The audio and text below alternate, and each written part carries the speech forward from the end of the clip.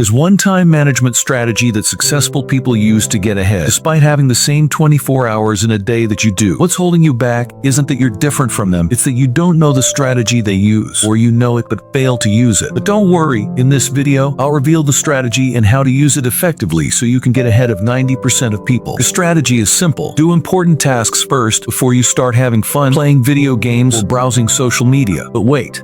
Knowing this strategy is useless if you don't know how to say no to procrastination. So, it's important we talk about it. Here are 2 key reasons why we procrastinate. First, instant gratification. Our brains prefer tasks that give immediate rewards over those that take time to reward us. Second, perfectionism. We naturally aim to be perfect in whatever we do. So, if a task requires more attention, we might avoid it because we fear failing and decide to start with something else. But doing this is risky. Your brain is like a battery. If you spend its initial energy on small tasks, you won't have enough energy for the important ones. That's why procrastination can leave you too drained to tackle what really matters. So now, how can you overcome procrastination? Here are 3 ways. First, practice self-discipline. It's hard to tell yourself no to watching TV, browsing the internet, or playing video games when that's what you really want to do. But if you consistently practice saying no to distractions at the wrong time, you'll train yourself to focus on what's important first. So, learn to say no. Second, avoid perfectionism. Never aim for perfection. If I aimed for perfection in this video, I might never have finished it because there are always areas that could be improved. But once I saw that the video was good enough for my viewers, I decided to post it and start working on another one. Always aim for good enough, not perfect. And ignoring this will keep you procrastinating. Third, break down large tasks into smaller ones. Let's say you want to clean your room, but it's a big mess and you don't know where to start. Looking at it as a whole can be overwhelming. Instead,